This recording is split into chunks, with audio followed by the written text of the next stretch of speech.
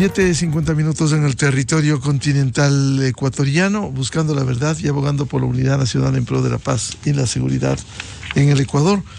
Queremos dar la bienvenida a los siguientes invitados de la revista de Opinión Democracia. El doctor Ramiro Rivera, analista, articulista del comercio, la doctora Sofía Cordero, catedrática, analista política, y el doctor Juan Manuel Fuertes, ex asambleísta, ex subsecretario de Gobernabilidad. Les invitamos para analizar el momento político que se vive, por cierto, en los prolegómenos de un proceso electoral en el que se embarcará el Ecuador próximamente. Y estas denuncias entre funcionarios del Ejecutivo y las respuestas de la Asamblea Nacional, que incluso se ha llegado a insinuar que pudiera avisorarse una pugna de poderes ejecutivo y asamblea. Antes casi aliados en la asamblea y ahora supuesta o realmente enojados políticamente. ¿Se puede hablar de una pugna de poderes que pudiera venir? Doctor Ramiro Rivera, buen día. Buenos días, gracias, un gusto compartir con Sofía y con Juan Manuel. Bueno, Miguel, este es un país que tiene una historia atávica de inestabilidad, de conflictividad, de confrontamiento, de choque de poderes, crónica, absolutamente crónica. Estos últimos acontecimientos se han cruzado algunos elementos que son útiles para el análisis.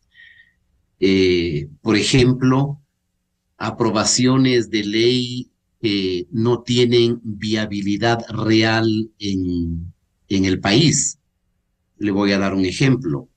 Está bien que los municipios y consejos provinciales tengan sus asignaciones, pero está bien que consejos municipales y prefecturas se gasten en millones de dólares en fiestas, en obras para el aplauso del graderío y ciudades que no tienen sino agua en tubería y no agua potable.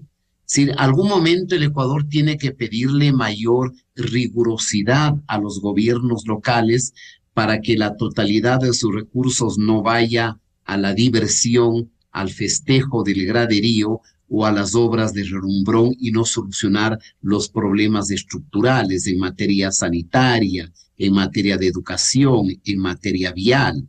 Pintar adoquines no es transformar ni administrar una ciudad, es obvio. Un segundo elemento, el Congreso acaba de aprobar una ley que para mí constituye una aberración para el sistema presidencial del mundo occidental. Prácticamente anular el poder del veto del presidente, que es una institución que se originó como prerrogativa del rey en los regímenes monárquicos de la etapa medieval europea y que constituye hoy una condición sine qua non de la capacidad de colegislador del Ejecutivo. ¿Qué sentido tiene que usted como presidente veta un proyecto aprobado con 71 votos y el Congreso puede ratificarse con la misma votación? Sí temen una constitución de América Latina que establezca semejante aberración. Y esa es una enmienda. Es decir, la democracia ecuatoriana y algunos de sus autores hacen el papel de ir colocando minas para que vayan explotando a lo largo de la evolución del sistema democrático.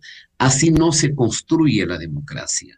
Y luego, lamentablemente, este impasse tan feo, tan repudiable con la señora vicepresidenta. Allí hay problemas de lado y lado. Quien escoge mal no puede quejarse de lo mal escogido.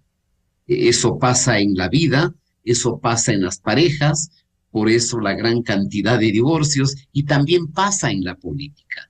Y eso nos lleva también, y termino con esta reflexión, al hecho de que el problema del presidencialismo en América Latina tiene que ver mucho también con el rol de un vicepresidente. Por algo, los constitucionalistas o constituyentes de Querétaro, en México, en 1917, eliminaron la vicepresidencia de la República y ellos denominaban al vicepresidente como el ave negra que atenta contra la institucionalidad democrática. Y Velasco Ibarra en 1968, cuando su binomio era de otro partido político, dijo que el vicepresidente era un conspirador a sueldo. Y los constituyentes colombianos denominaban que el vicepresidente, la vicepresidencia era un dispositivo para la crisis y para la traición. Y tiene usted muchos elementos de esos al extremo que han habido más de un presidente que ha colocado como binomio presidencial a su esposa. Lo hizo primero Juan Domingo Perón cuando le puso de binomio a Estela Martínez, y lo ha hecho el dictador de Nicaragua, Ortega, cuando pone a su esposa Rosario Murillo como binomio presidencial. Entonces, este es un debate viejo, recurrente en la política, en la inestabilidad, en la turbulencia, y la señora Baad está creando mucha más incertidumbre y está apareciendo ahora como un dispositivo al servicio de la oposición. Y eso asusta y eso no se compadece con lo que el Ecuador exige en circunstancias tan dramáticas que vivimos. Doctor Ramiro Rivera, pero ¿se podría configurar quizás in extremis que se vislumbre una pugna de poderes a esta altura, una vez que bloques legislativos han marcado distancia del gobierno? Yo diría que no. Más bien yo sostendría un axioma que es parte de la política. El momento en que nace un proceso electoral, crece las distancias de los partidos porque cada uno tiene su propia agenda electoral. Es decir, lo que se viene es obvio. Tenemos ya un proceso electoral en ciernes y cada organización va poniendo distancias. El correísmo, obviamente, como no tuvo la complacencia de la impunidad, va a tratar de construir un frente de izquierda, está seduciendo al señor Issa.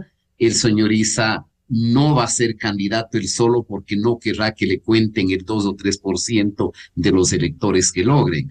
El Partido Social Cristiano se ha quedado sin candidato presidencial, pero de seguro que lo tendrán o examinarán un acuerdo con el actual presidente, y el resto casi no existe, porque lamentablemente construye que se erigía como una organización política de centro, con planteamientos, con seriedad, está hasta este momento bloqueado sin explicación jurídica y constitucional admisible.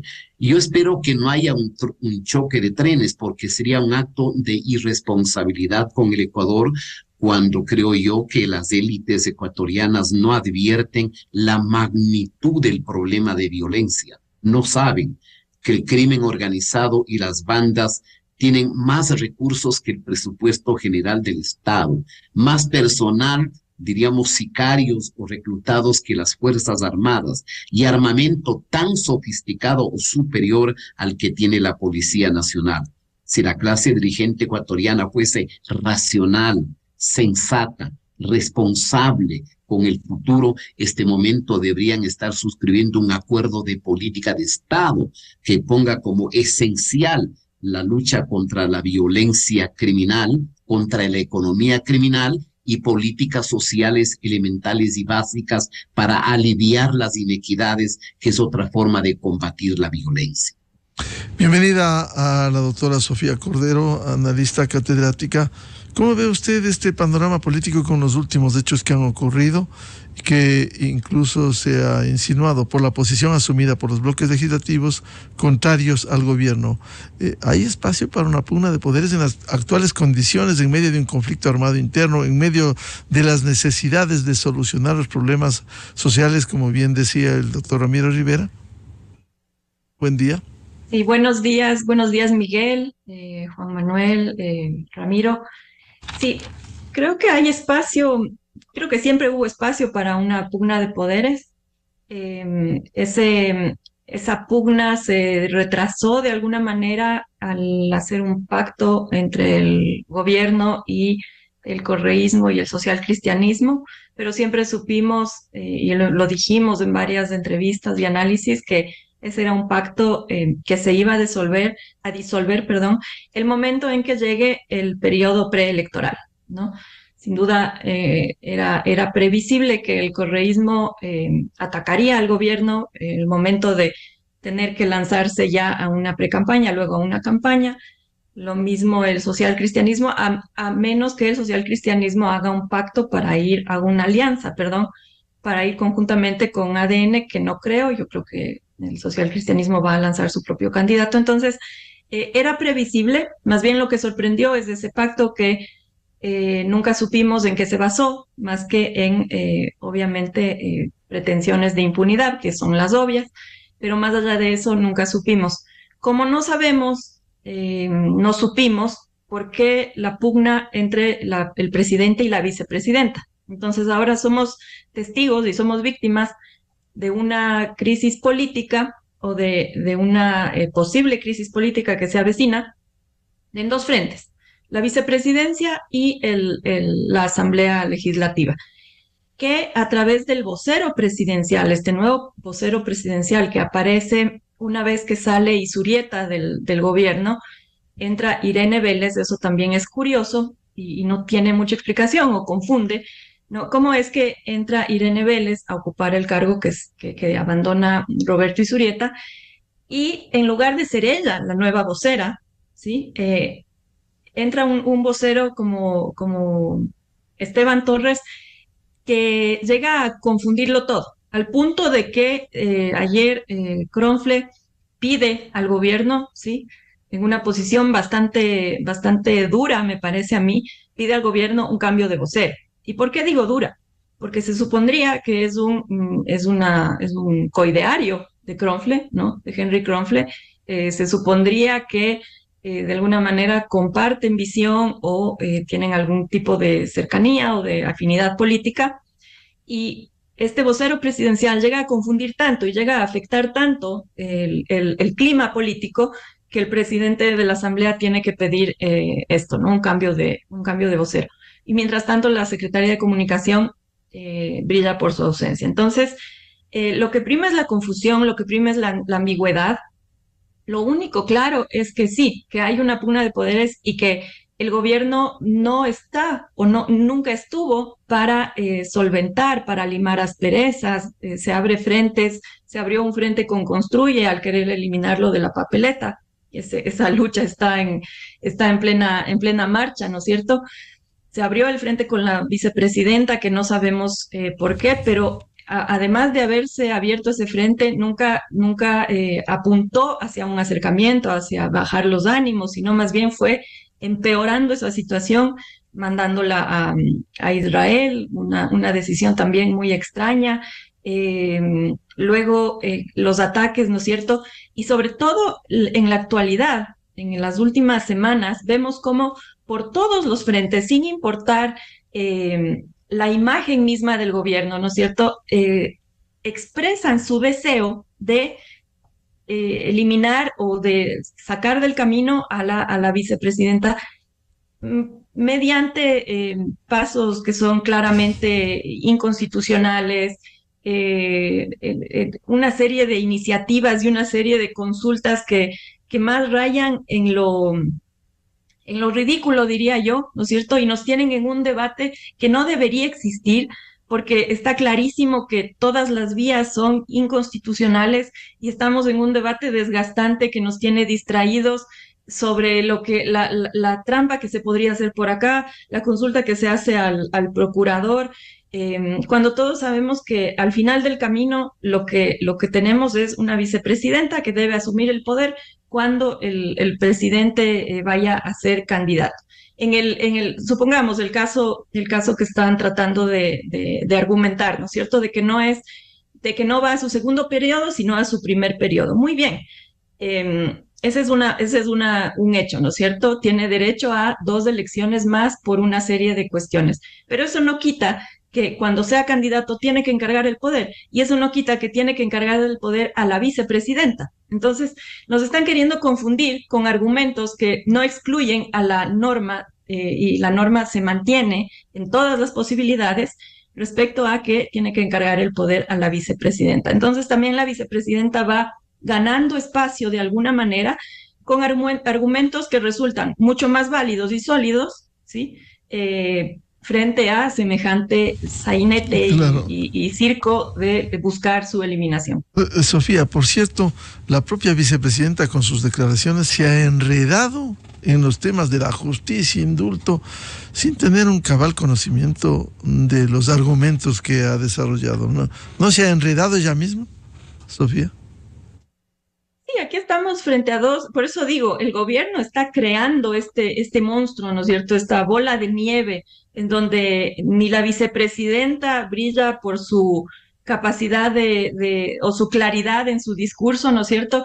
Y mucho menos el presidente. Entonces son dos piezas de un binomio que no logra, que nunca logró ser un binomio, y ninguno tiene el argumento suficiente que nos pueda convencer de en quién confiar, de quién tiene claro el camino, ¿no es cierto? Pero sí tenemos una constitución, sí tenemos un código de la democracia que es el que establece con claridad los pasos a seguir. Entonces, quedan en una especie de mar, en una especie de río revuelto los dos tratando de sacar sus argumentos. ¿Y por qué digo los argumentos de la vicepresidenta son más sólidos? Porque en todo caso, si se adhiere a lo constitucional, si se adhiere a lo legal, sale ganando en este caso.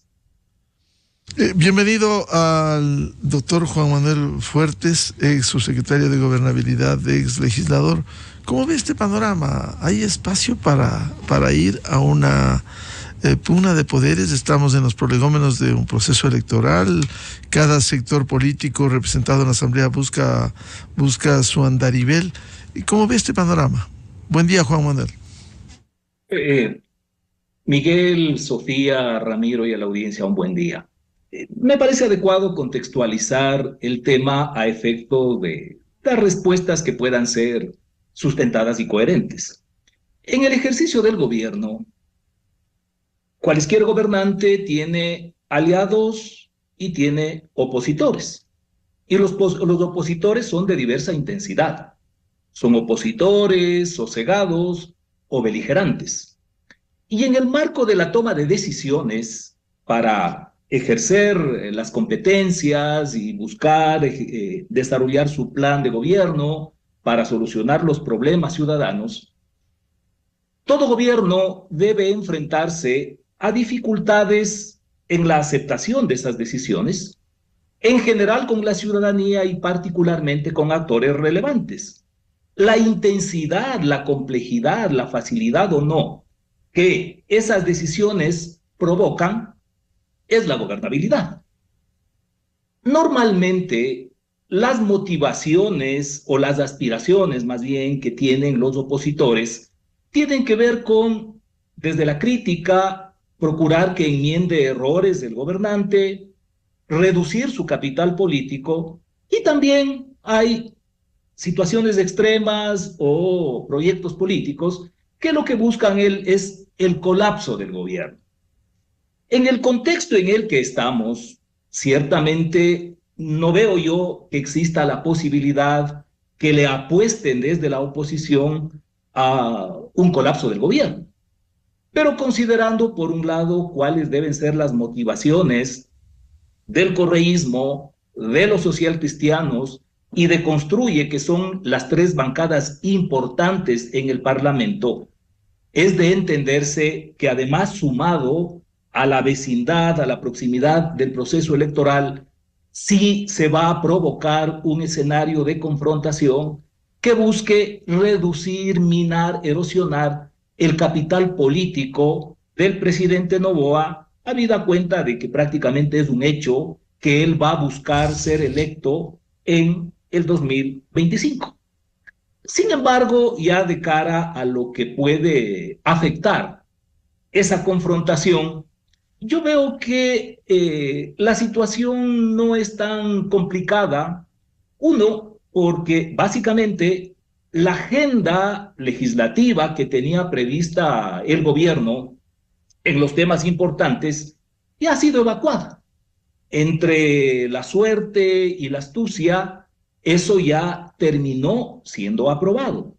Y por otra parte, en la medida que esta última aprobación legislativa de la Asamblea en torno al replanteamiento del número de votos para la insistencia frente a un veto parcial, prácticamente le mantiene sosteniendo una herramienta sustancial como colegislador. Sin duda alguna, el efecto de una bronca entre la Asamblea, entre la mayoría de la Asamblea y el presidente de la República, no va a tener tantos chispazos. Lo otro es el ámbito de fiscalización que tiene como atribución la Asamblea. Está claro que la posibilidad de un juicio político al presidente de la República no existe.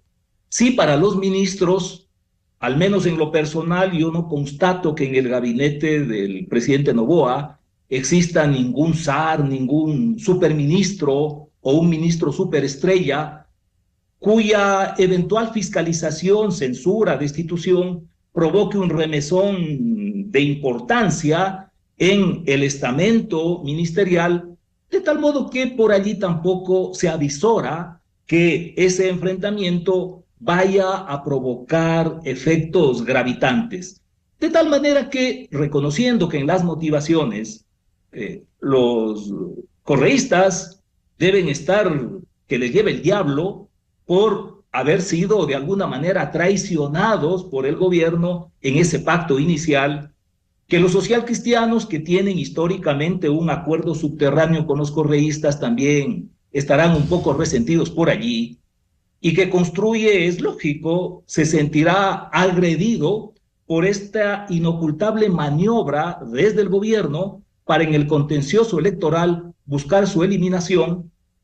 Es comprensible, es proyectable que se va a agudizar un enfrentamiento más de carácter discursivo, político, parlamentario, entre las dos funciones, pero que esto tenga una profundidad en estas circunstancias, en lo personal yo constato que no va a darse.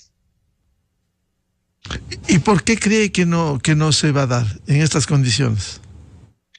Porque el tiempo es corto de cara a la elección presidencial, porque las normas constitucionales imposibilitan la búsqueda de una eventual destitución parlamentaria del presidente de la República, porque somos un país que ha hecho de la destitución de los presidentes un deporte nacional. Y en consecuencia, la confrontación que podría darse por el bloqueo a las iniciativas legislativas provenientes desde el Ejecutivo, o en su defecto a aprobaciones de sectores legislativos de la oposición, de leyes que puedan ser atosigantes, perjudiciales para la maniobra o para la gestión del presidente de la República, pueden ser fácilmente evitadas a través del veto. No veo que existan las condiciones adecuadas como para que esta conflagración alcance niveles dramáticos como hemos tenido en épocas pasadas. Doctor Ramiro Rivera, a propósito de lo que se ha señalado ya el papel dentro de este panorama político de la vicepresidenta Verónica Abad, quiero leer para que usted desarrolle, leíamos su opinión dirigiéndose a Verónica Abad, la vicepresidenta. Usted por sí sola no llegaba a ser concejala de Cuenca. Daniel Noboa la escogió y es vicepresidenta. Tiene derecho al encargo durante la campaña. El tema es claro. Usted generó desconfianza, opacidad y deslealtad. Pero de ahí transformarse en detractora y enemiga, empeñarse en atacar, cuestionar y demoler todo para hacerle daño a quien le llevó a donde está, es una chifladura. Pierde legitimidad, además de acercarse al correísmo, produce asco. Repetir la narrativa del fugado y la ética, sugerir el indulto, no insulte a la inteligencia de los ecuatorianos, reflexione si le es posible. ¿Cuál es el papel que está cumpliendo la vicepresidenta, doctor Rivera? Bueno, probablemente Daniel Noboa cuando la seleccionó no estaba en su mente la posibilidad de que podía triunfar en las elecciones. Creo que todos veíamos un Daniel Noboa con perspectiva para el 25 y para el 29, pero vino la primera vuelta, la eclosión y triunfó en las elecciones. Yo conozco bastante Cuenca, está mi familia ahí.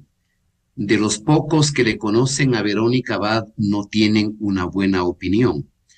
Y hay algo que decía Sofía que me parece importante. Algún momento los ecuatorianos debemos tener el derecho de saber qué pasó entre la señora vicepresidenta y el presidente Noboa.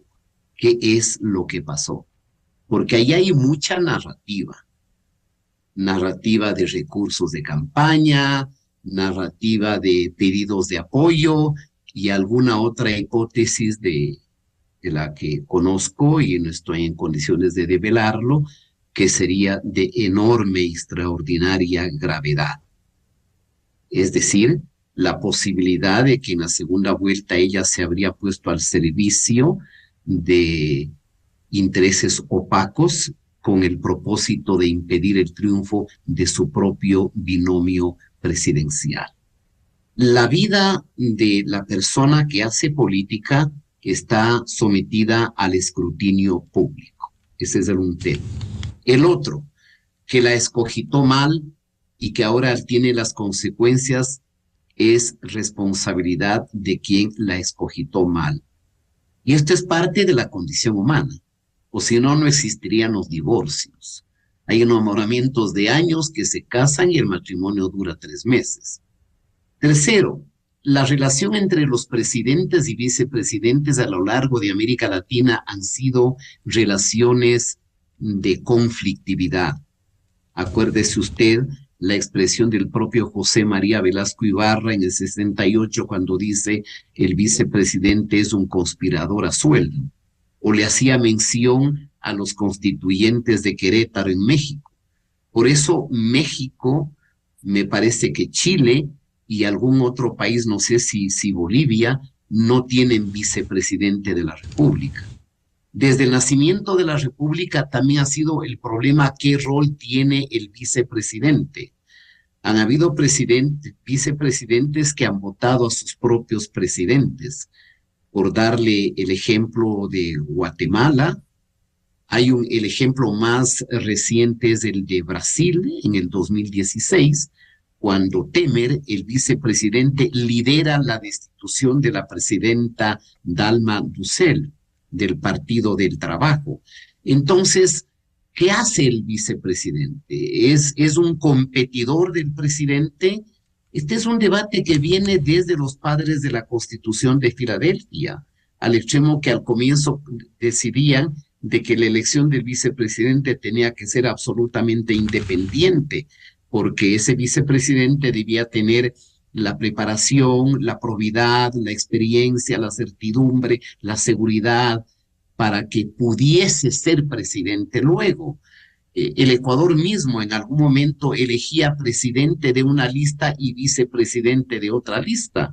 En 1948, cuando triunfa Galo Plaza Lazo, el vicepresidente fue de otro partido. Me parece que era Manuel Sotomayor y Luna. Y en el 68, el vicepresidente de Velasco no es su binomio, que era el doctor Sicuret de Guayaquil, sino Jorge Zavala Vaquerizo, que era binomio de Andrés F. Córdoba. Por eso la expresión de él.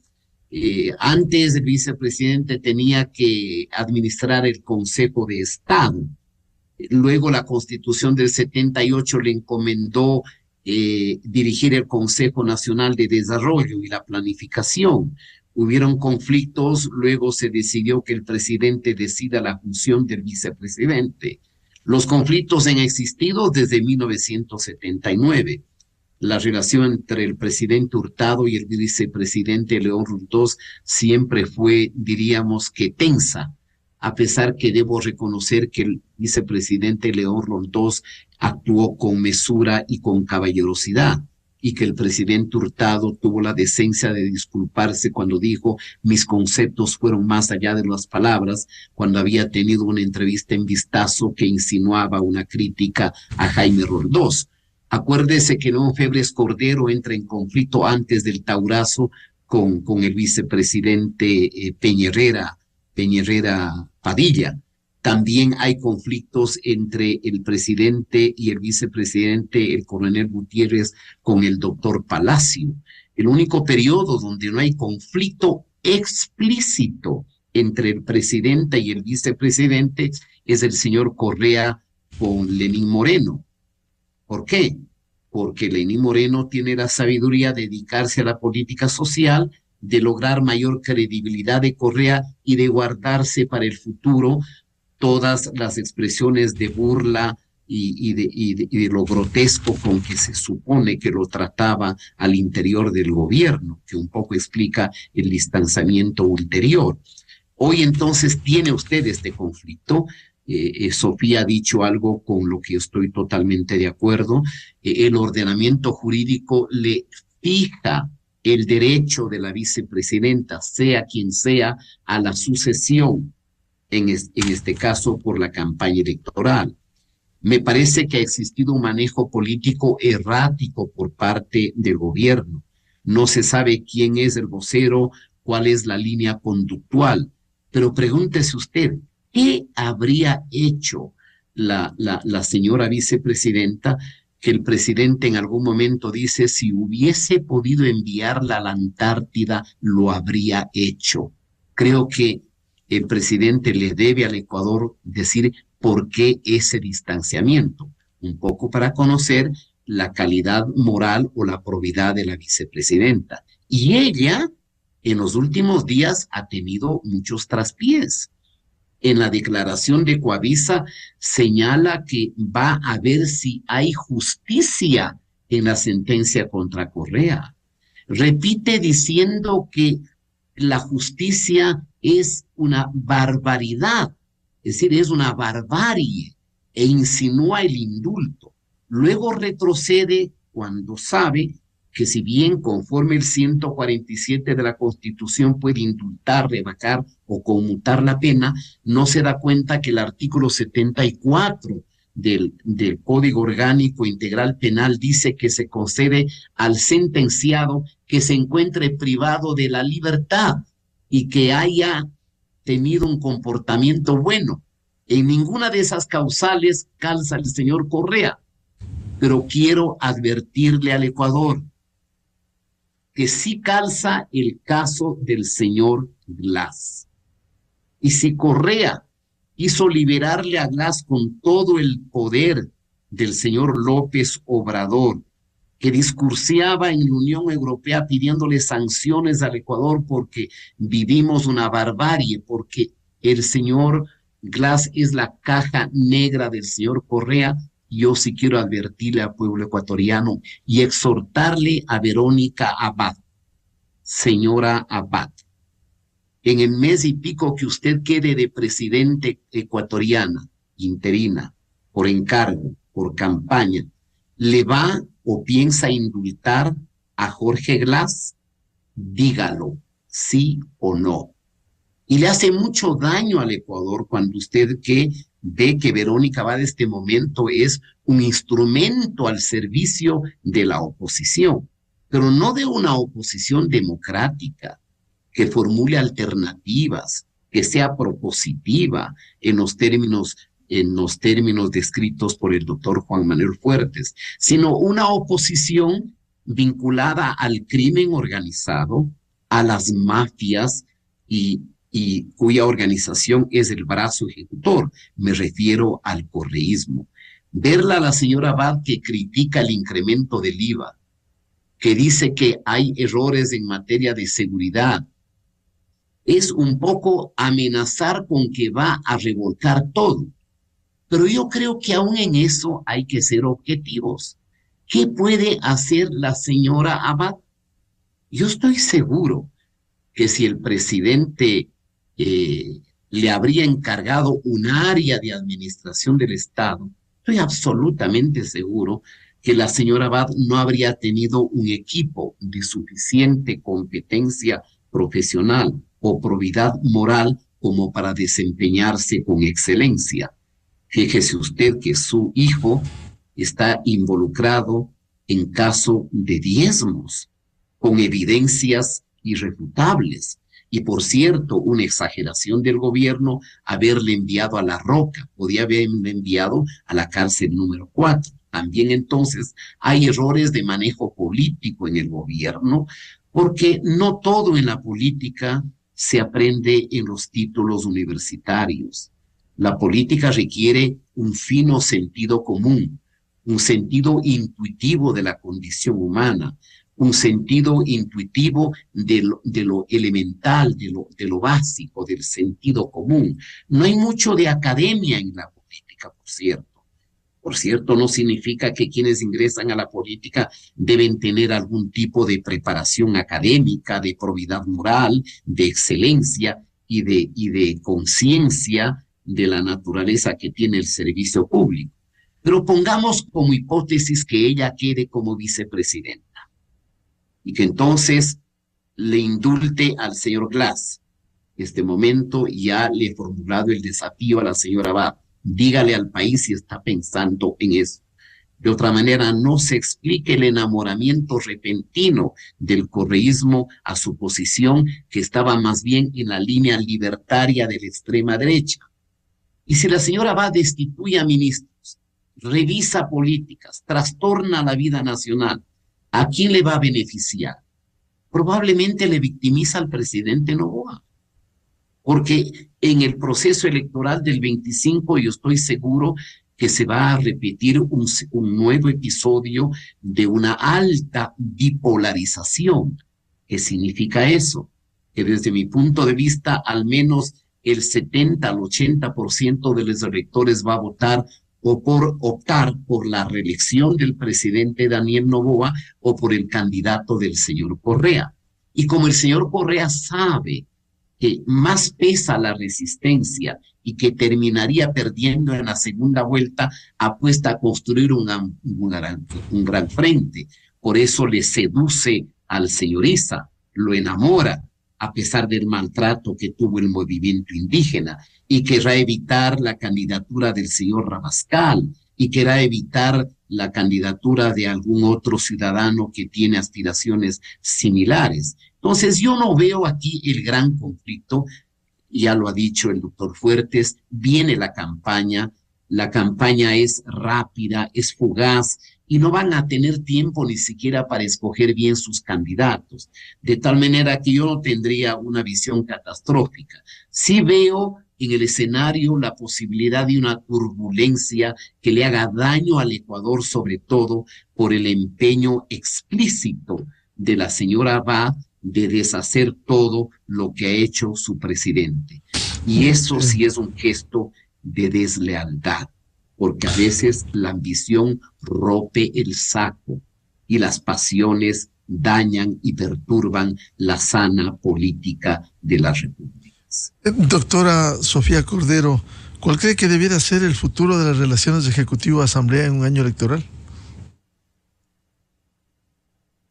Bueno, las relaciones de Ejecutivo-Asamblea con esta composición de fuerzas políticas no promete nada. Como digo, la sorpresa fue que hayan hecho un pacto para aprobar algunas leyes y también, como es signo del gobierno, un pacto que no sabemos en qué consistió.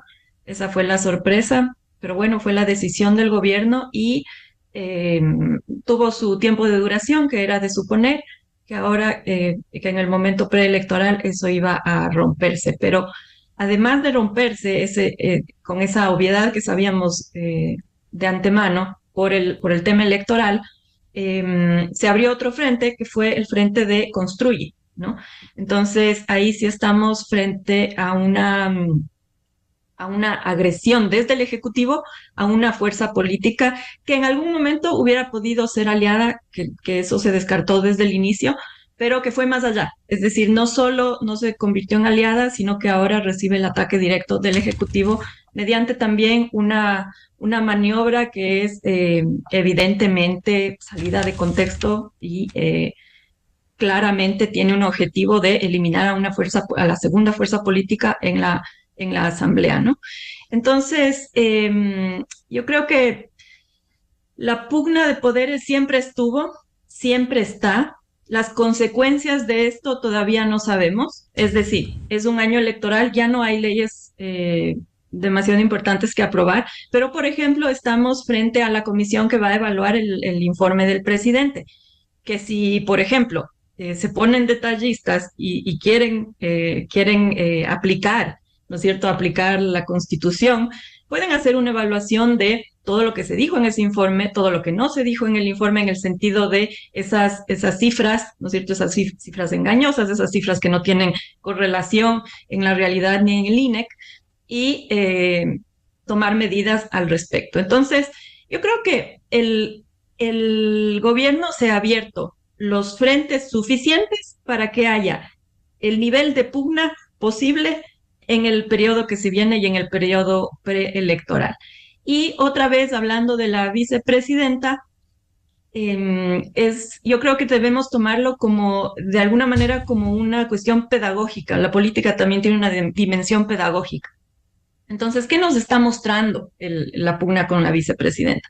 Nos está mostrando, por ejemplo, que se habla mucho de lealtad en este gobierno, ¿no? Entonces, la lealtad se ha vuelto como el principio a defender frente a otras cuestiones como eficiencia, como seriedad, como capacidad, como cumplimiento de funciones. Entonces, vemos un gabinete en donde inexplicablemente tenemos una ministra de Ambiente que no cumple con ningún requisito mínimo para ser tal. Me refiero a capacidad, a seriedad, a capacidad de responder a las preguntas básicas, de tomar decisiones, ¿no es cierto?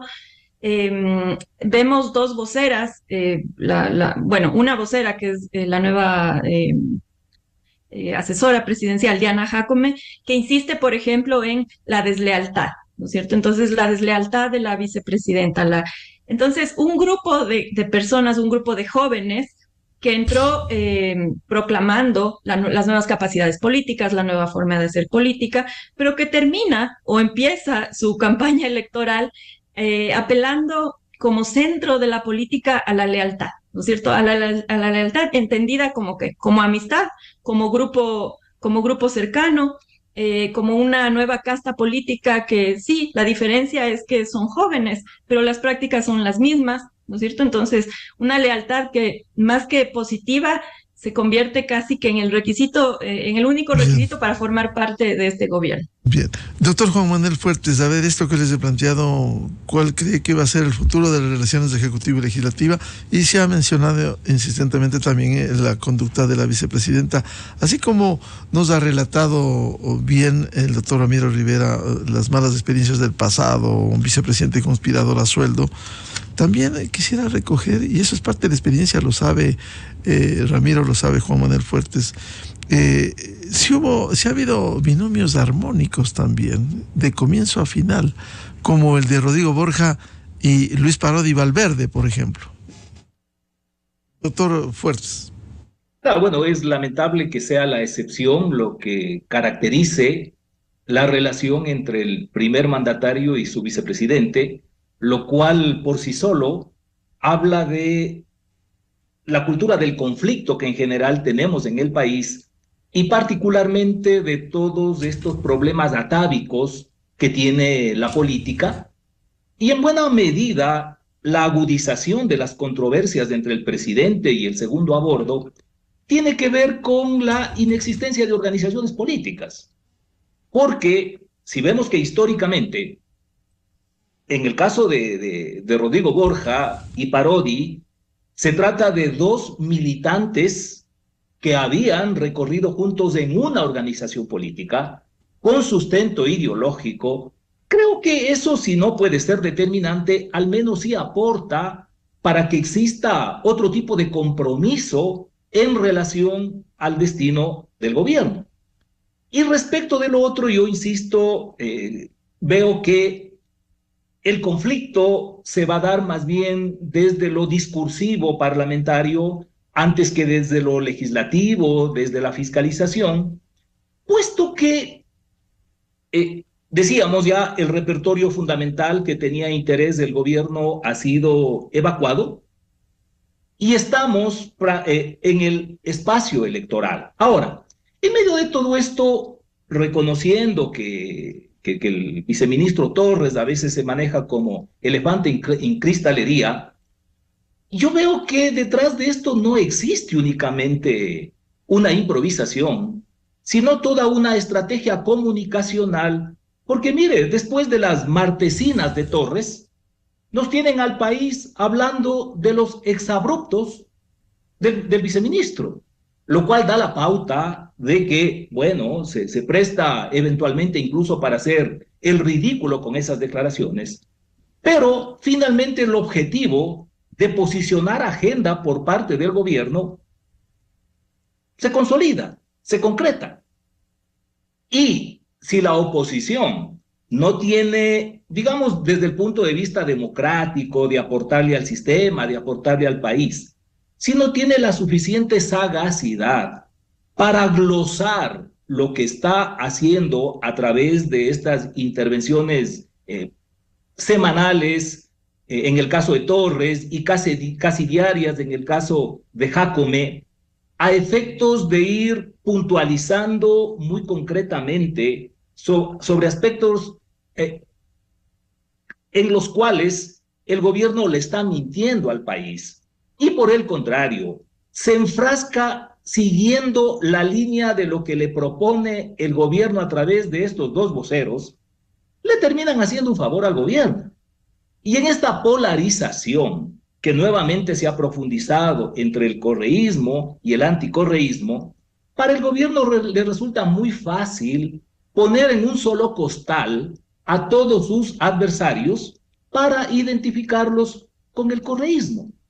Desde esa perspectiva va a resultar interesante el enfrentamiento estratégico, porque allí vamos a poder observar la sagacidad de uno y de otro lado. Pero más allá de eso, lo que realmente debería importarnos como país es que la oposición se encargue de verificar los errores en los que está incurriendo el Ejecutivo respecto de la gestión pública, de la gestión macroeconómica, de tal modo que a partir de eso, independientemente de la promoción individual de actores o de grupos políticos, sea factible que, por un lado, desde la pedagogía democrática, la ciudadanía pueda ir verificando qué es lo que pasa en la gestión del gobierno y que, por otro, desde allí, precisamente para precautelar su capital político, el gobierno trate de enmendar esos errores. Pero en la medida que continuemos involucrados en estas discusiones, que pueden ser reales, que pueden ser leyenda, sobre los orígenes de la pugna entre el presidente y la señora Abad, sin perder de vista que de por medio también la gestión de los chupanerias que están alrededor de los personajes y de los mandatarios suelen originar o profundizar este tipo de conflictividad, yo no veo cuánto se beneficia la democracia y cuánto se beneficia el país. No me parece mal que en el juego estratégico el gobierno frente a sus adversarios utilice el engaño, pero que le engañe al pueblo, eso sí tiene otra condición, la que nos diga respecto de la creación de fuentes de trabajo, un número que luego es desmentido por algunas cifras del propio Ministerio del Trabajo o lo que dice el INEG, que en el combate a la inseguridad, a la delincuencia, buscando la seguridad, no se verifique que la tendencia es prácticamente ya para empatar con lo que pasaba en el gobierno de Lazo. Eso sí debe ser preocupante y quizá a través de esta crítica, de esta gestión de la oposición, sea factible que el gobierno lidere, al menos sobre algunos aspectos, un diálogo para formular políticas públicas. Porque sí, sería una tontería exigirle al gobierno que en pocos meses solucione problemas tan profundos. Sería una idiotez. Pero lo que no es admisible es que desde la presidencia, utilizando diversos mecanismos comunicacionales, se nos mienta. Allí creo que debería radicar más bien esta confrontación democrática entre el Ejecutivo y la oposición. Claro, y el diálogo será generando algún importante. rédito en favor del país. Muchas gracias por participar en este debate en la revista de Opinión y Democracia, el doctor Ramiro Olivera, la doctora Sofía Cordero y el doctor Juan Manuel Fuertes. Muy amables. Muchas gracias, un buen día. Gracias, saludos. 8:41 minutos en el territorio continental ecuatoriano. Vamos a una pausa publicitaria y ya volvemos para hablar sobre un desafío de Quito. ¿Es posible cambiar a la capital con un proyecto de urbanismo correcto? Vamos a despejar con Daniel Elmir de Constructores Positivos. Desde 1984 con Gonzalo Rosero. La revista de Opinión Democracia. Siempre líderes, siempre confiables. Enseguida regresa Miguel Rivadeneira.